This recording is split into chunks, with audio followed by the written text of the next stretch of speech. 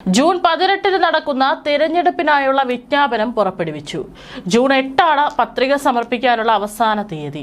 പ്രധാനമന്ത്രി നരേന്ദ്രമോദിയുടെ അധ്യക്ഷതയിൽ ചേർന്ന ബി.ജെ.പി. കേന്ദ്ര തെരഞ്ഞെടുപ്പ് സമിതി യോഗം തെരഞ്ഞെടുപ്പ് തന്ത്രങ്ങൾക്കും സ്ഥാനാർത്ഥി നിർണയത്തിനുമുള്ള ചർച്ചകൾ പൂർത്തിയാക്കിയിട്ടുണ്ടെന്നാണ് റിപ്പോർട്ടുകൾ. ക്രോസ് വോട്ടിംഗ് സാധ്യതകൾ ഇരു മുന്നണികളെയും ഒരുപോലെ ആശങ്കപ്പെടുത്തുന്നുണ്ട്. നിലവിൽ രാജ്യസഭയിൽ 148 എംപിമാരുള്ള എൻ.ഡി.എ ഈ തെരഞ്ഞെടുപ്പോടെ തങ്ങളുടെ അംഗസംഖ്യ 150 കടത്താമെന്ന പ്രതീക്ഷയിലാണ്. 27 സീറ്റുകളിൽ 17 മുതൽ 18 വരെ സീറ്റുകൾ നേടാനായാൽ സഭയിൽ 2 ഭൂരിപക്ഷത്തിലേക്ക് മുന്നണി കൂടുതൽ അടുക്കും. കോൺഗ്രസ് അധ്യക്ഷൻ മല്ലികാർജുൻ ഖാർഗെ, മുൻ പ്രധാനമന്ത്രി എച്ച്.ഡി. ദേവഗൌഡ, കേന്ദ്രമന്ത്രിമാരായ ജോർജ് കുര്യൻ, രവനീത് സിംഗ് ബിട്ടു തുടങ്ങിയ പ്രമുഖരുടെ കാലാവധി തീരുന്ന സാഹചര്യത്തിലാണ് ഈ നിർണായക തെരഞ്ഞെടുപ്പ്. ഇതിൽ ജോർജ് കുര്യൻ മധ്യപ്രദേശിൽ നിന്നും ബിട്ടു രാജസ്ഥാനിൽ നിന്നും ബി.ജെ.പി. സ്ഥാനാർത്ഥികളായി മത്സരിക്കാൻ സാധ്യതയുണ്ട്. വിവിധ സംസ്ഥാനങ്ങളിലെ രാഷ്ട്രീയ സമവാക്യങ്ങൾ മാറുന്നത് രാഷ്ട്രീയ കക്ഷികളെ ആശങ്കപ്പെടുത്തുന്നുണ്ട്. മധ്യപ്രദേശിൽ ഒരു സീറ്റ് ഉറപ്പിക്കാൻ കോൺഗ്രസിന് ആവശ്യമായ ഭൂരിപക്ഷമുണ്ടെങ്കിലും 6 വോട്ടുകളുടെ മാത്രം അധിക പിന്തുണയുള്ളത് ക്രോസ് വോട്ടിംഗ് ഭീഷണി ഉയർത്തുന്നു. ദിഗ്വിജയ് സിംഗ് ഇത്തവണ മത്സരത്തിനില്ലെന്ന് വ്യക്തമാക്കിയതോടെ കോൺഗ്രസിന് അവിടെ കരുത്തനായ സ്ഥാനാർത്ഥിയെ കണ്ടെത്തേണ്ടി വരും. കർണാടകയിൽ നിന്നുള്ള മല്ലികാർജുൻ ഖാർഗെയുടെ തിരഞ്ഞെടുപ്പ് ഏകദേശം ഉറപ്പാണ്. രാജസ്ഥാനിൽ ബി.ജെ.പി. 2 സീറ്റുകളും കോൺഗ്രസ് 1 സീറ്റ് നേടുമെന്ന് കരുതപ്പെടുന്നു. അശോക് ഗെഹ്ലോട്ട്, പവൻ ഖേര എന്നിവരാണ് കോൺഗ്രസിന്റെ പരിഗണനയിലുള്ളത്. ഗുജറാത്തിൽ ചരിത്രത്തിൽ ആദ്യമായി രാജ്യസഭയിൽ കോൺഗ്രസിന് പ്രാതിനിധ്യമില്ലാത്ത സാഹചര്യം ഉണ്ടായേക്കാം എന്നതാണ് ഈ തെരഞ്ഞെടുപ്പിലെ ശ്രദ്ധേയമായ മറ്റൊരു വശം. നിലവിലെ ഏക എം.പി. ശക്തി സിംഗ് ഗോഹിലിന്റെ കാലാവധി ജൂൺ 21 തീരുന്നതോടെ മതിയായ എം.എൽ.എമാരുടെ പിന്തുണയില്ലാത്തതും കോൺഗ്രസിന് വലിയ തിരിച്ചടിയാകും.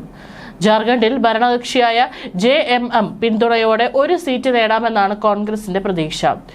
ഷിബു സോറന്റെ മരണം മൂലം ഒഴിവ് വന്ന സീറ്റിലടക്കം 3 തെരഞ്ഞെടുപ്പുകളും ഇതോടൊപ്പം നടക്കുന്നുണ്ട്. എന്താണ് ഈ ലോക്സഭയും രാജ്യസഭയും? ഇന്ത്യ ഒരു ജനാധിപത്യ രാജ്യമാണെന്ന് എല്ലാവർക്കും അറിയാം. ജനാധിപത്യം എന്നാൽ ജനങ്ങൾക്ക് വേണ്ടി ജനങ്ങൾ തെരഞ്ഞെടുക്കുന്ന ഭരണ സംവിധാനം. രാജ്യത്തെ വോട്ടവകാശമുള്ള, അതായത് 18 വയസ്സ് പൂർത്തിയായ പൗരന്മാർ ചേർന്നാണ് തങ്ങളെ ഭരിക്കേണ്ടവരെ തെരഞ്ഞെടുക്കുന്നത് എന്നർത്ഥം.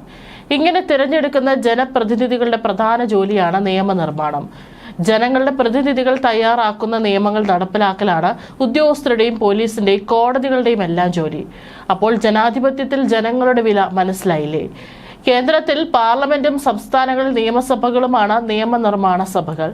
ഇതിനു താഴെ ജില്ലാ പഞ്ചായത്ത്, ബ്ലോക്ക് പഞ്ചായത്ത്, നഗരസഭകൾ, ഗ്രാമപഞ്ചായത്ത് എന്നിങ്ങനെ ജനപ്രതിനിധികളുടെ സഭകൾ ഉണ്ടെങ്കിലും ഇവർക്കൊന്നും നിയമം നിർമ്മിക്കാനുള്ള അധികാരമില്ല.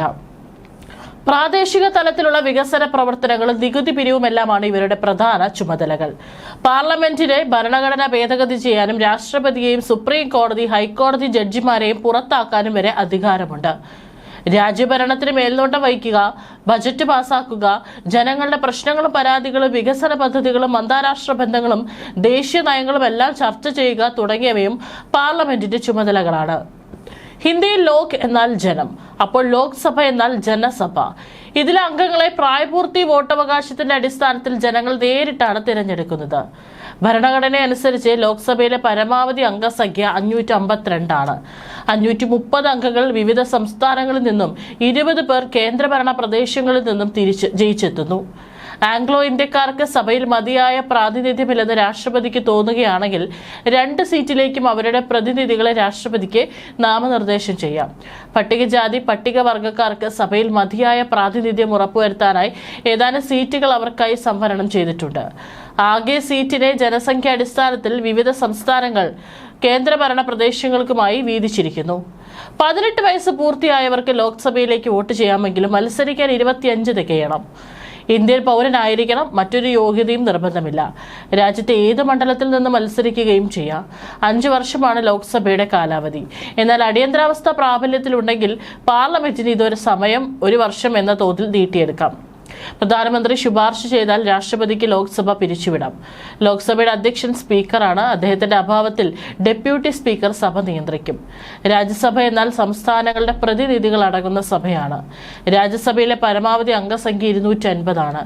സംസ്ഥാനങ്ങളെയും കേന്ദ്രഭരണ പ്രദേശങ്ങളെയും പ്രതിനിധീകരിച്ച് 238 പേരും രാഷ്ട്രപതി നാമനിർദ്ദേശം ചെയ്യുന്ന 12 പേരും ഉണ്ടാകും. 6 വർഷമാണ് അംഗങ്ങളുടെ കാലാവധി. കല, സാഹിത്യം, ശാസ്ത്രം, സാമൂഹിക സേവനം എന്നീ മേഖലകളിൽ നിന്നുള്ള പ്രഗത്ഭരെയാണ് രാഷ്ട്രപതി നോമിനേറ്റ് ചെയ്യുക. ലോക്സഭയിൽ നിന്ന് വ്യത്യസ്തമായി രാജ്യസഭ സ്ഥിരം സഭയാണ്. ഇതൊരിക്കലും പിരിച്ചുവിടുന്നില്ല. പക്ഷേ 1/3 അംഗങ്ങൾ ഓരോ 2 വർഷം കൂടുമ്പോഴും 6 വർഷ കാലാവധി പൂർത്തിയാക്കി പിരിഞ്ഞു പോകുന്നു. പകരം അത്രയും പേർ പുതുതായി വരും. 2 വർഷം കഴിയുമ്പോൾ കാലാവധി പൂർത്തിയാക്കി അടുത്ത 1/3 സംഘം പിരിയുന്നു. അതുകൊണ്ട് തന്നെ രാജ്യസഭ എല്ലാ കാലത്തും നിലവിലുണ്ടാകും. അംഗങ്ങൾ മാറിക്കൊണ്ടിരിക്കുകയും ചെയ്യും. ജനങ്ങൾക്ക് നേരിട്ട് ഈ തെരഞ്ഞെടുപ്പിൽ വോട്ട് ചെയ്യാനാവില്ല. ആനുപാതിക പ്രാതിനിധ്യ വോട്ടിംഗ് രീതി അനുസരിച്ച് അതത് സംസ്ഥാനത്തെ നിയമസഭാ അംഗങ്ങൾക്കാണ് രാജ്യസഭാ തെരഞ്ഞെടുപ്പിൽ വോട്ടവകാശമുള്ളത്. ജനസംഖ്യയുടെ അടിസ്ഥാനത്തിലാണ് ഓരോ രാജ്യത്തു നിന്നുള്ള രാജ്യസഭാ അംഗങ്ങളുടെ എണ്ണം കണക്കാക്കുന്നത്. കൂടുതൽ ജനസംഖ്യയുള്ള സംസ്ഥാനത്തിന് കൂടുതൽ പ്രതിനിധികൾ ഉണ്ടാകും. കേരളത്തിന്റെ രാജ്യസഭാ പ്രാതിനിധ്യം 9 ആണ്. ഇവരെ കേരളത്തിൽ MLA-മാർ ചേർന്ന് തെരഞ്ഞെടുക്കുന്നു. രാജ്യസഭയിലേക്ക് മത്സരിക്കാനുള്ള ചുരുങ്ങിയ പ്രായം 30 ആണ്. ലോക്സഭാ അധ്യക്ഷനെ സ്പീക്കർ എന്ന് വിളിക്കുമ്പോൾ രാജ്യസഭാ അധ്യക്ഷൻ ചെയർമാൻ എന്നാണ് അറിയപ്പെടുന്നത്. തെരഞ്ഞെടുപ്പിലുമുണ്ട് വ്യത്യാസം. ലോക്സഭാ സ്പീക്കറായി തങ്ങളിൽ ഒരാളെ ലോക്സഭാ അംഗങ്ങൾ തന്നെ തെരഞ്ഞെടുക്കുമ്പോൾ രാജ്യസഭാ ചെയർമാനെ തെരഞ്ഞെടുക്കുന്നതിൽ അതിലെ അംഗങ്ങൾ മാത്രമല്ല ഉപരാഷ്ട്രപതിയാണ് രാജ്യസഭയുടെ എക്സ് ഒഫീഷ്യോ ചെയർമാൻ. ഉപരാഷ്ട്രപതിയെ തെരഞ്ഞെടുക്കുന്നത് പാർലമെന്റിന്റെ 2 സഭകളും ചേർന്നാണെന്ന് അറിയാമല്ലോ. ഇദ്ദേഹത്തിന്റെ അഭാവത്തിൽ സഭ നിയന്ത്രിക്കാനായി ഡെപ്യൂട്ടി ചെയർമാനെ രാജ്യസഭയിൽ നിന്ന് തന്നെ തെരഞ്ഞെടുക്കും. 2 സഭകളിൽ ലോക്സഭയ്ക്കാണ് പ്രാമുഖ്യം. സാധാരണ നിയമനിർമ്മാണങ്ങളിൽ രാജ്യസഭയ്ക്ക് തുല്യ അധികാരമുണ്ടെങ്കിലും ധനകാര്യങ്ങളിൽ ലോക്സഭയ്ക്കാണ് പരമാധികാരം. മറ്റേത് ബില്ലുകളും ആദ്യമായി രാജ്യസഭയിൽ അവതരിപ്പിക്കാമെങ്കിലും ധനബില്ലുകൾ ലോക്സഭയിലെ അവതരിപ്പിക്കാവൂ.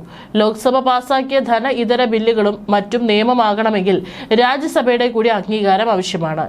എന്നാൽ ധനബില്ലുകൾ ലോക്സഭ പാസാക്കിയാൽ രാജ്യസഭയ്ക്ക് അംഗീകരിക്കുകയേ നിവർത്തിയുള്ളൂ.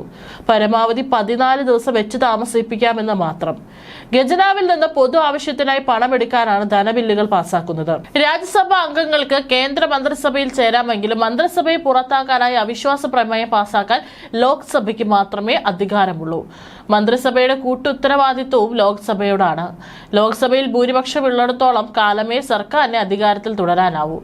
പശ്ചിമ ബംഗാൾ നിയമസഭാ തെരഞ്ഞെടുപ്പിൽ മമതാ ബാനർജിയുടെ ദശകങ്ങൾ നീണ്ട ആധിപത്യം തകർത്ത് BJP ചരിത്ര വിജയം നേടിയെങ്കിലും രാജ്യസഭയുടെ പൂർണ്ണ നിയന്ത്രണം പിടിച്ചെടുക്കാൻ NDA സഖ്യം ഇനിയും വർഷങ്ങൾ കാത്തിരിക്കേണ്ടി വരും. ബംഗാളിലെ ഈ മിന്നും വിജയം പാർട്ടിക്ക് ദേശീയ തലത്തിൽ വലിയ ആത്മവിശ്വാസം നൽകുന്നുണ്ടെങ്കിലും പാർലമെന്റിന്റെ ഉപരിസഭയിൽ ഭരണഘടനാ ഭേദഗതികൾ ഉൾപ്പെടെയുള്ള നിർണായക തീരുമാനങ്ങൾ ഏകപക്ഷീയമായി കൈക്കൊള്ളാൻ ആവശ്യമായ 3/2 ഭൂരിപക്ഷത്തിലേക്ക് എത്താൻ BJPക്ക് 2029 വരെ കാത്തിരിക്കേണ്ടി വരുമെന്നാണ് രാഷ്ട്രീയ വിശകലനങ്ങൾ സൂചിപ്പിക്കുന്നത്. അടുത്തിടെ ആം ആദ്മി പാർട്ടിയുടെ 7 രാജ്യസഭാ അംഗങ്ങൾ BJPയിൽ ലയിച്ചതും നരേന്ദ്രമോദി സർക്കാരിന്റെ വലിയൊരു രാഷ്ട്രീയ വിജയമായിരുന്നു. ഈ ലയനത്തോടെ 245 അംഗങ്ങളുള്ള രാജ്യസഭയിൽ NDAയുടെ ആകെ അംഗബലം 148 ആയി ഉയർന്നു. എങ്കിലും ബില്ലുകൾ പാസാക്കാൻ ആവശ്യമായ 123 എന്ന കേവല ഭൂരിപക്ഷം സഖ്യത്തിനുണ്ടെങ്കിലും സഭയിലെ മൊത്തം അംഗങ്ങളുടെ 2/3 ഭൂരിപക്ഷം എന്ന 161 എന്ന മാന്ത്രിക സംഖ്യയിലേക്ക് എത്താൻ ഇനിയും 15 സീറ്റുകളുടെ കുറവുണ്ട്.